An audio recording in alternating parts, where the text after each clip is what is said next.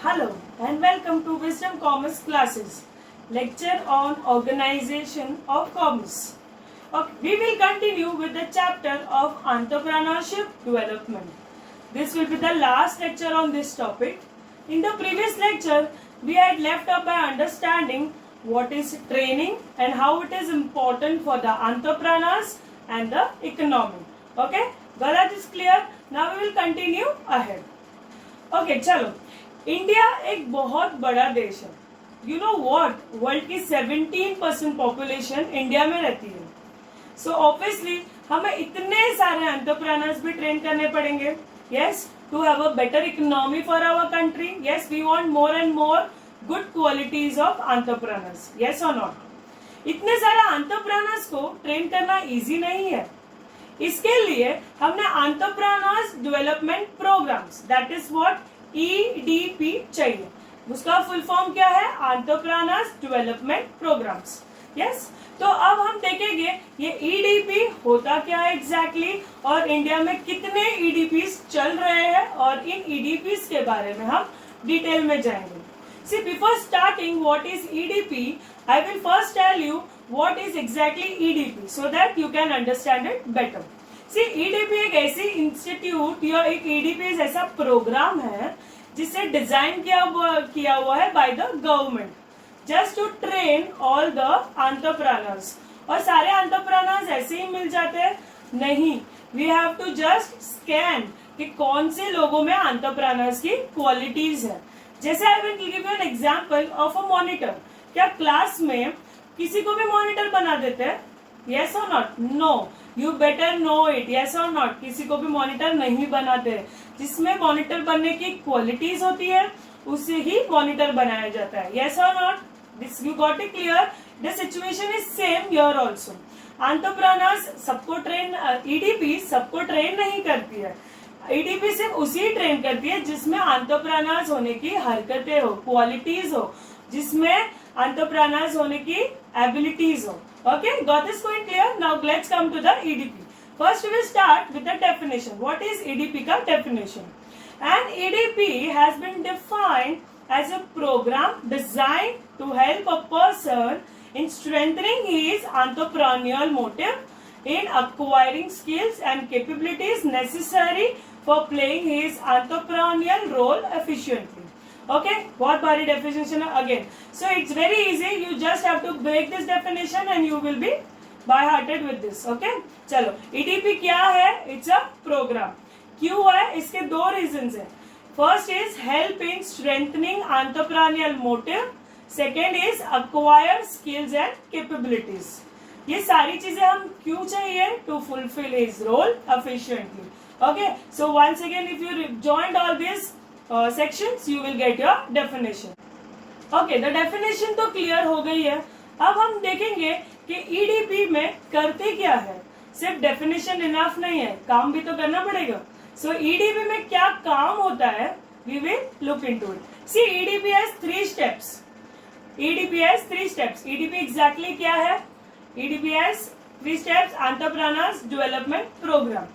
First is identify people जिसमें entrepreneur जैसी हरकत हो, दैट इज क्वालिटीज हो. द सेकेंड इज उनको मोटिवेट करो कि you start a business.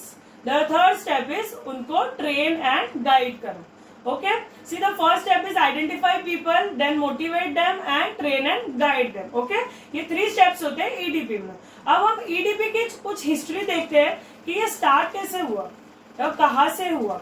Okay, जब हमने EDP देख तो लिया कि एंटरप्रेन्योर्स के लिए ऐसे ऐसे स्टेप्स होते हैं, पर there is some at least there is some start for it. कभी तो ये किसी को पता चला होगा कि इसकी जरूरत है इंडिया को. वैसे ही it was first introduced in Gujarat in 1970 and was sponsored by Gujarat Industrial Investment Corporation. Okay, this is just gyan basis which I am giving you, not that much important, but you should know how it and when it was introduced. The EDPs are based on McClelland's experiments in Kakinada district of Andhra Pradesh.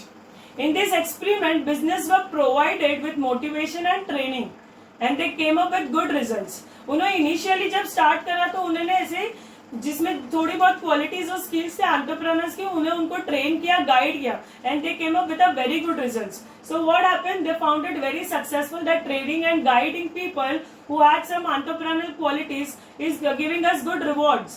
Okay? So उन्होंने क्या किया कि ऐसे EDPs के programme छोटे scale पे पहले start किया.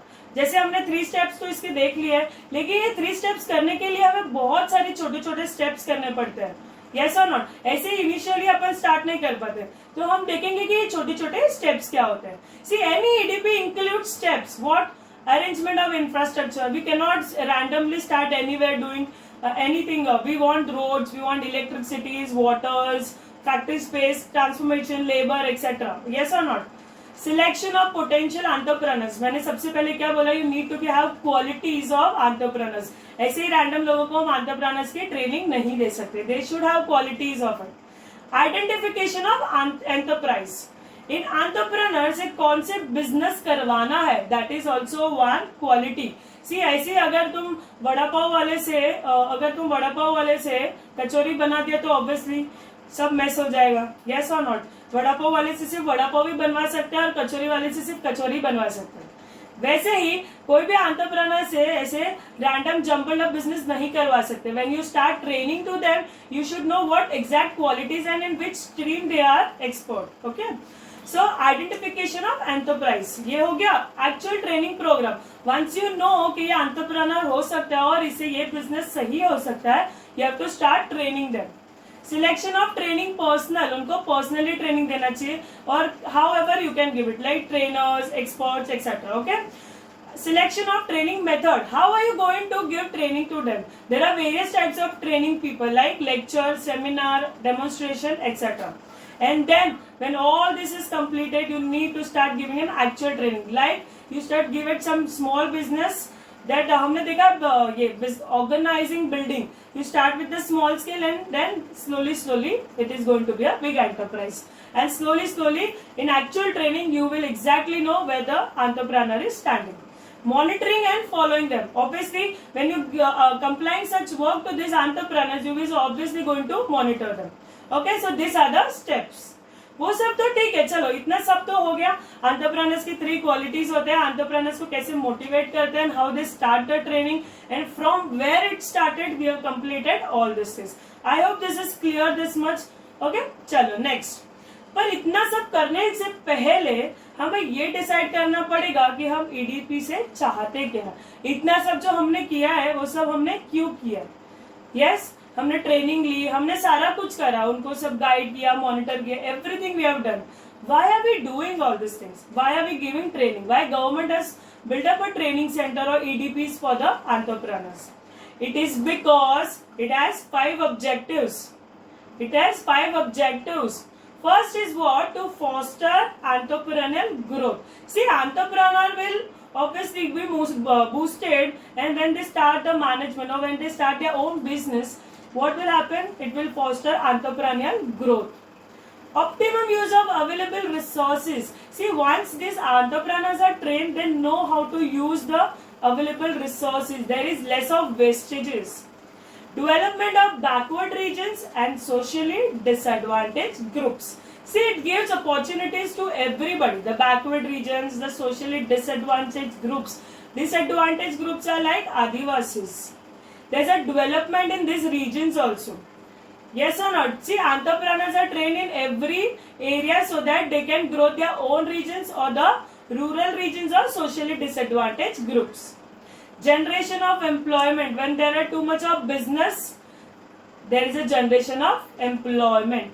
Widening base for medium and small scale industries. See, बड़े बड़ी कंपनियां तो हमेशा चल जाती है, पैसे से पैसे तो हमेशा बन जाता है. पीछे कौन रह जाते हैं? The small scale and the medium scale. So for this they are opening a new opportunities for the medium and the small scale industries.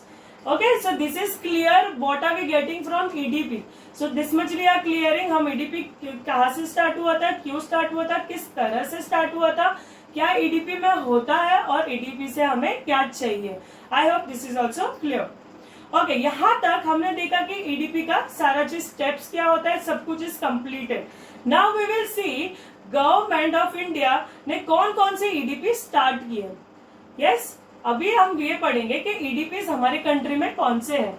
Okay, the first EDP is startup India. The first EDP is startup India. What is Startup India? See the word exactly, Startup India, you know what is the meaning of startup.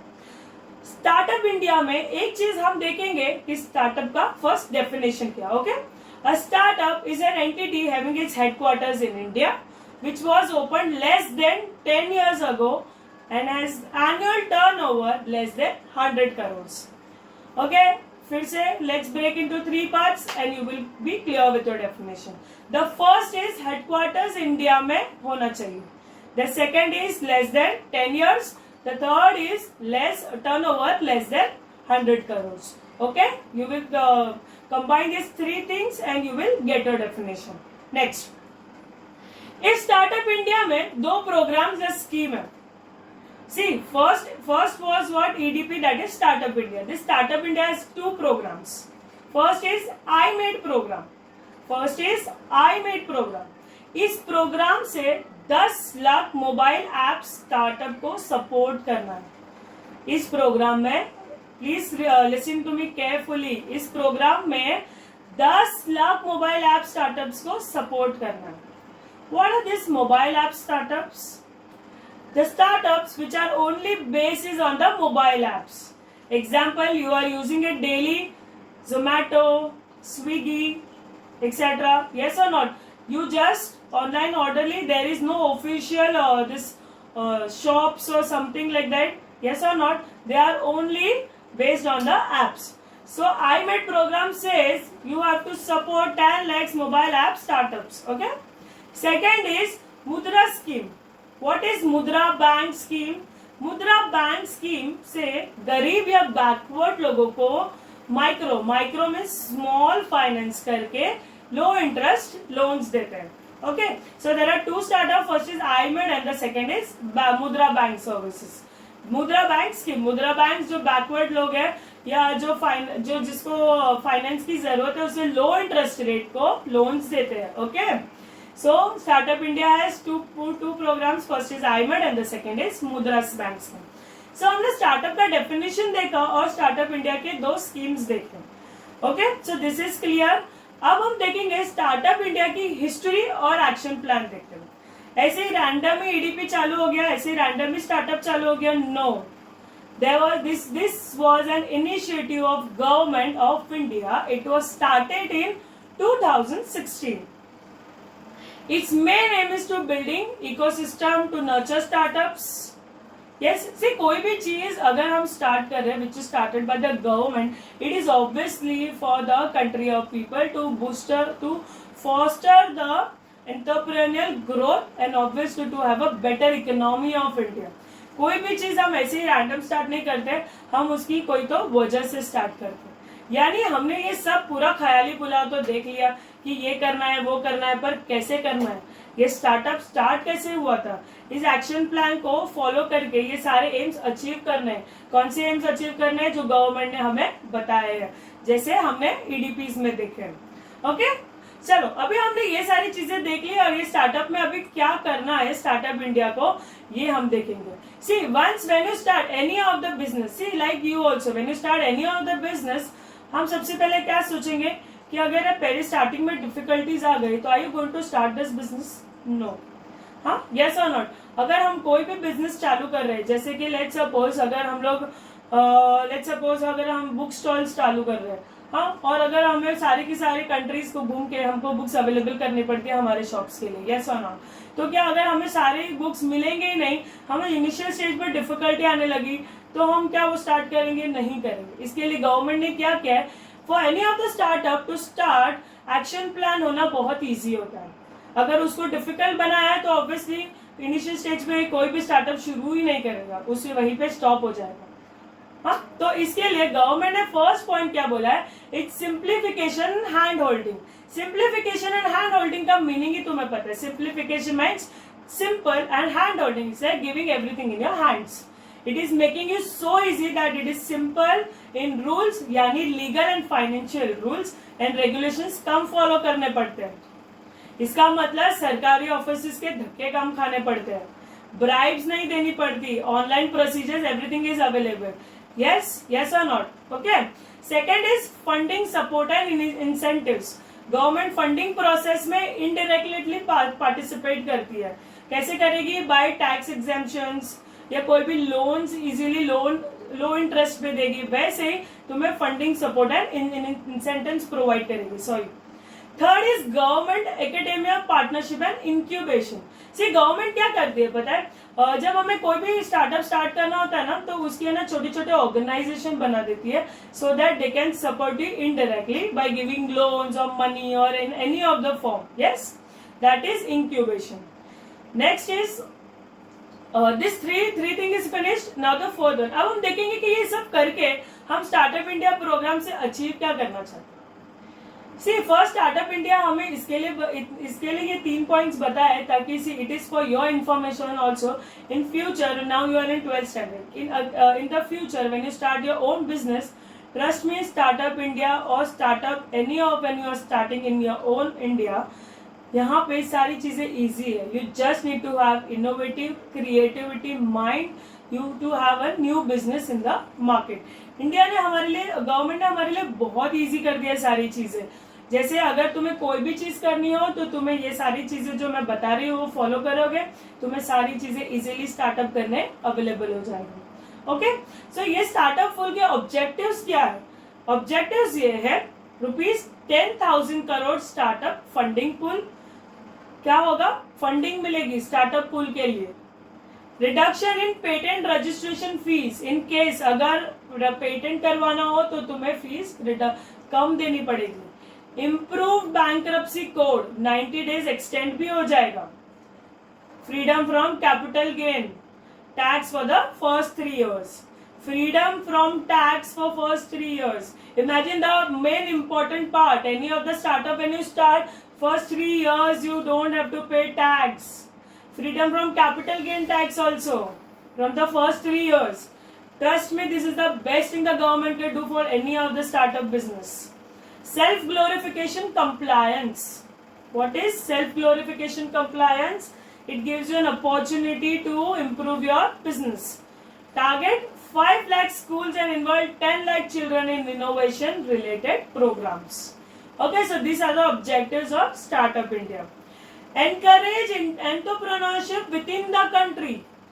Promote India across the world as a startup hub. See जब हम नए नए startups innovate करते हैं ना अपनी country के लिए, तो ऑब्वियसली इंडिया ये सारी जो स्कीम्स जो गवर्नमेंट हमें प्रोवाइड करती है, ये इसके लिए प्रोवाइड करती है ताकि इंडिया में इतने सारे स्टार्टअप हो जाए, easily available to any of the entrepreneurs. और एंटरप्रेन्योर्स कोई भी हो सकता है, you can also be a entrepreneur. Yes, तो उससे क्या होगा? The world will get attracted to the country. Why? Because everybody wants to come and start their own business, जो इतना simple है शुरू करने के लिए, and so much of less burden of tax in the initial 3 years. Okay, build startup oasis like Rajasthan Incubation Center. It's a center name, so it's okay. Rajasthan Incubation Center. So these are the objectives of Startup India program. So हमने Startup India program के बारे में सब पढ़ लिया. अब हम next programme के बारे में पढ़ेंगे, that is stand up India. सबसे पहले स्टैंड अप इंडिया के ऑब्जेक्टिव्स देखते हैं. ओके, ऑब्जेक्टिव्स है to facilitate bank loans between 10 lakh to 1 crore. अब ये लोन किसको देना है? सी स्टैंड अप इंडिया और स्टार्टअप इंडिया में दोनों में कंफ्यूज मत होना. Okay, that is what to provide all the objectives for the startup, and this is what Stand Up India objectives है. what? To facilitate bank loans between 10 lakhs to 1 crore. what? 10 lakhs to 1 crore. अभी loan किसको देना है? At least one SC or ST borrower. That's it. That is what scheduled tribes and scheduled caste, and at least one woman entrepreneur per bank branch. अगर multiple partners है business में तो at least 51% should be with SC, CST और SC, ST और women. See stand up India यही बोलता है to give loans from 10 lakhs to 1 crore to whom इधर वन वुमेन एंटरप्रेन्योर और शेड्यूल्ड कास्ट और scheduled tribes. Okay, stand up India में loan लेने के लिए 9 प्रोविजंस है. इन सबको हम वन बाय वन पढ़ेंगे। फर्स्ट प्रोविजन है एलिजिबिलिटी। ऑब्वियसली जैसे मैंने बोला, 1 वुमन एंटरप्रेन्योर होना चाहिए, SC एंड ST होना चाहिए। ओके, सो इसका एलिजिबिलिटी ये हो गया। 1 बिजनेस भी होना चाहिए, मल्टीपल पार्टनर्स हुए तो 51% of stake to goes to SC, ST और woman. Okay, so you are confined with the eligibility. Next is what is the nature of loan. Nature of loan क्या होगा? इस प्रोग्राम में टर्म लोन, कैपिटल लोन का कंपल्सेंट loan मिलता है। Amount हम already जानते हैं, 10 lakh to 1 crore rupees. Third provision है पर्पस ऑफ लोन। पर्पस क्या होना चाहिए? Setting of new enterprise in manufacturing, that is starting of any of the business. Sector क्या होगा? Obviously SC, ST and women. Fourth provision क्या है? Size of loan. Size of loan क्या है? 75% of project cost हमें loan मिल सकता है। प्रोजेक्ट कॉस्ट मतलब working capital and term loan. Fifth is interest rate. Interest rate सबसे लोवेस्ट होगा। इंटरेस्ट रेट सबसे लोवेस्ट होगा। Okay, next is security. Security 2 type की होती है, 2 तरीके से सिक्योरिटी प्रोवाइड की जाती है। कोलेट्रल, कोलेट्रल मतलब यानी ज्वेलरी है, कुछ भी गिरवी रखा है, प्रॉपर्टी है, anything which you give it for a loan. दूसरा है CGFSIL से गारंटी प्रोवाइड करना, यानी कि व्हाट इज CGS है? Credit guarantee fund scheme for stand up India loans, यानी कि ये स्कीम है स्टैंड अप इंडिया लोन्स को गारंटी प्रोवाइड करती है। Okay, the 7th is repayment. Repayment कैसे करना है? लोन 7 years में रीपे करना पड़ता है। Understand, the loan is paid in 7 years। Maximum तुम्हें अगर एक्सटेंशन चाहिए 18 months के एक्सटेंशन मिल जाएगा। ओके, सिर्फ फर्स्ट हमने क्या देखा? फर्स्ट हमने देखा कि लोन्स किसको देना चाहिए। First is ST, schedule caste, schedule tribes and 1 woman power entrepreneur. Next is nature of loan, जो हमें पता है 10 लाख टू 1 लाख। पर्पस क्या है इसका? Obviously to starting a new business. Size of loan क्या है? 75% ऑफ लोन्स हमें लोन पे मिल जाएगा। 5th इज इंटरेस्ट रेट, बहुत कम लगाया जाता है। सिक्योरिटी के लिए हम कुछ भी चीजें रख सकते हैं, ज्वेलरी, प्रॉपर्टी या कुछ भी। ओके, 10 रीपेमेंट हमें 7 years में करना है और 18 months एक्सटेंड हो जाएगा। एक प्रोविजन है वर्किंग कैपिटल।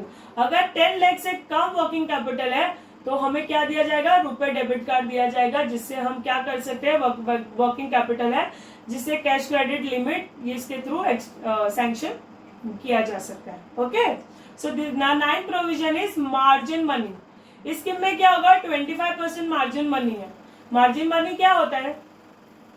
याद करो, हमने पढ़ा है कि प्रोजेक्ट कॉस्ट का 75% तक ही हमें लोन मिल सकता है। ऐसा ना, what about the less 25% which is left over? The remaining 25% is called margin money. ये मार्जिन मनी सेंटर या स्टेट की दूसरी स्कीम से भी अवेलेबल हो सकता है। मतलब इन शॉर्ट, द पूरा का पूरा लोन गवर्नमेंट तुम्हें देने के लिए रेडी है। You just start your own business. अब हम आते हैं कि गवर्नमेंट ने लास्ट EDP पर, that is called agro tourism. ये एग्रो टूरिज्म क्या होता है? एग्रो टूरिज्म में हम सबसे पहले देखने की डेफिनेशन क्या है, फिर हम देखेंगे कि इसकी क्या जरूरत है, क्या करना है एग्रो टूरिज्म में, और फिर देखेंगे कि इसमें क्या क्या एक्टिविटीज करते हैं, और लास्ट में देखेंगे इससे related examples. So let's start with the definition of agro tourism. Agro tourism is the idea of bringing urban residents to rural areas for leisure travel and spending. Meaning, cities में, सुनना अच्छे से, okay, meaning see agro tourism का agro you don't know, tourism you know, tourism is like obviously to go for a tour. वैसे meaning cities में रहने वाले को गांव में ले जाते हैं so that they can relax and also spend money on the villages. Okay, example हम भी जाते हैं ना, कहाँ जाते हैं हम लोग? जैसे कि अगर कोई घूमने जाना तो हमारे गांव में जाते हैं ना, फार्म हाउस बनाते हैं या किसी के फार्म हाउस में जाते हैं। Yes or not? इससे क्या होगा? ये एग्रो टूरिज्म से क्या होगा? अगर लोग, सिटीज के लोग विलेजेस जाने लगे टू हैव अ रेस्ट, इससे क्या होगा? फार्म ओनर्स को एक्स्ट्रा इनकम मिलेगी। समझा? तो डेफिनेशन तो क्लियर हो गई है ना। अब हम देखते हैं कि इसकी जरूरी क्या है। एग्रो टूरिज्म से लोगों को अपने गांव की याद दिलाने की कोशिश की जाती है एंड उनको गांव का रिलैक्सिंग एटमॉस्फेयर एक्सपीरियंस किया जाता है। सिटीज के लोगों को विलेजेस में जाएंगे तो शॉपिंग करेंगे, इससे लोकल कम्युनिटी को सोशल एंड इकोनॉमिक एम्पावरमेंट होगा. See example I will give you the perfect example for this Kashmir. Kashmir में सिर्फ एक ही चीज चलती है, दैट इज टूरिज्म. लोग वहां के लोग कहाँ से कमाते हैं? सिर्फ टूरिज्म से. जैसे जैसे टूरिज्म बढ़ेगा ऑब्वियसली वैसे वैसे उनकी जो विलेजर्स जो है वहां पे जो रहते हैं वो ऑब्वियसली ज्यादा पैसे कमाएंगे, they will earn more money. वैसे ही सिटीज के लोग अगर विलेजेस में जाएंगे obviously they will earn more money by spending so much of money by the citizens of the city. Cities के लोग फार्म्स विजिट करेंगे तो फार्मर्स को एक्स्ट्रा इनकम मिलेगी. फार्मर्स अपने विजिटर्स को फ्रेश फ्रूट्स, जूसेस, रिक्रिएशन के लिए एंटरटेनमेंट प्रोवाइड कर सकते हैं. इससे फार्मर्स को और भी फायदा होगा एंड ज्यादा से ज्यादा इनकम होगी. जितने लोग खुश होंगे उनके फार्म हाउस या उनकी विलेजेस से या उनके फार्मर्स से या उनके वेलकम से, तो obviously more people will visit that. इसलिए हमने देखा कि एग्रो टूरिज्म का मेन पर्पस क्या है? फार्म ओनर्स की इनकम बढ़ाना. अब हम देखते हैं इससे क्या एक्टिविटीज की जाती है. एग्रो टूरिज्म में 5 टाइप्स की एक्टिविटीज की जाती है. First is outdoor recreation. See, these are the types which give agro-tourism to the tours, okay, tourisms. First is outdoor recreation, that is trekking, fishing, hunting, horse riding, etc. Second is educational activities. What is that? Giving rice plantation, chula, cooking, etc. Third is entertainment. That is what? Harvest festival or like any of the traditional parties. Like we have seen in Jaisalmer, there is a traditional dance forms at the late night, just to show their own talent of their villages. For this, hospitality services, farm stays, guided tours, etc. Fifth is on-farm direct sales, roadside stands और direct sales. जैसे छोटे shops होते हैं ना villages में, to buy their own talented things. India में इस agro tourism programme को लीड कर रहा है स्टेट ऑफ महाराष्ट्र. इसके अलावा यूएस, कनाडा, ऑस्ट्रेलिया जैसी कंट्रीज में भी एग्रो टूरिज्म का ग्रोथ इंडस्ट्री की तरह प्रमोट किया जाता है. अब हम आते हैं इस चैप्टर के लास्ट टॉपिक पर जो है intrapreneur. See there is a difference between entrepreneur, intrapreneur. Okay, entrepreneur और इंट्राप्रेनर में फर्क है. First of all we will see the definition of intrapreneurship. Intrapreneurship is entrepreneurship within an existing organization. See, first thing I will clear, entrepreneurship is a process. Intrapreneurship is also a process but within an existing organization. जैसे organisation में already एक entrepreneur है जो organisation चला रहा है, जैसे एक एंटरप्रेन्योर एंटरप्रेन्योरशिप कर रहा है, वैसे ही when any of the member give a new idea or innovative idea, that person is called intrapreneurship. अब एंटरप्रेन्योर भी पढ़ लेते हैं और इंटरप्रेन्योर भी पढ़ लेते हैं. Entrepreneurs are dreamers who take hands-on responsibility for creating innovation with a business. जो मैंने अभी हिंदी में समझाया, I am just translating in English. Entrepreneurs are dreamers. उनका एक ख्वाब होता है कि हम कुछ नया करें हमारे बिजनेस के लिए. जब वो कुछ नया करते हैं तो उन्हें एक अलग से ब्रांच दिया जाता है which is called their own, but they are not called entrepreneur because they are taking forward the process of the entrepreneur just with the new idea. Okay, यानी ये लोग नया बिजनेस नहीं स्टार्ट करते हैं, हाँ यस, लेकिन एक एग्जिस्टिंग बिजनेस एक अंदर रहकर इनोवेट करते हैं. Okay, I have repeated twice and thrice. I hope this is understood with you. Entrepreneur और एंटरप्रेनर का मेन डिफरेंस तो हमें समझ गया. हाँ, इनका दूसरा कोई सोर्स नहीं होता. एंटरप्रेनर का दूसरा कोई सोर्स नहीं होता, पर इंट्राप्रेनर के दूसरे सोर्सेस होते हैं. जैसे जैसे वो आइडियाज इनोवेट करेंगे, they will be given the commission out of it और the business out of it. उन्हें सैलरी मिलती रहेगी कंपनी से. बहुत सारी बड़ी बड़ी कंपनीज में dedicated researchers and development departments होते हैं. यहाँ पर एम्प्लॉयज को एनकरेज किया जाता है, इनोवेट किया जाता है, and then we come up with the creative and new products and services. For example, bike की डिक्की में मोबाइल चार्जर डालने का आइडिया एक एम्प्लॉय का था from the Kinetic India. Okay, bike की डिक्की में मोबाइल का चार्जर डालने का आइडिया किसका था? काइनेटिक इंडिया के एक एम्प्लॉय का था. उसने प्रपोज किया था ये आइडिया। जैसे कि one more example I can give you, Facebook में लाइक बटन भी एक एम्प्लॉय ने ही सजेस्ट किया था। ये सारे लोग क्या है, एंटरप्रेन्योर्स कहलाए जाते हैं। ओके, इनकी न्यू आइडियाज एंड इनोवेशन से कंपनी के प्रोडक्ट बेटर होते हैं, कंपनी को प्रॉफिट्स मिलते हैं। So here we have covered all the topics which are mentioned in the text. I hope you have understand all the topics well. I also hope you have memorized a lot of them during my videos. Okay, so thank you so much for watching the videos. Meet you soon.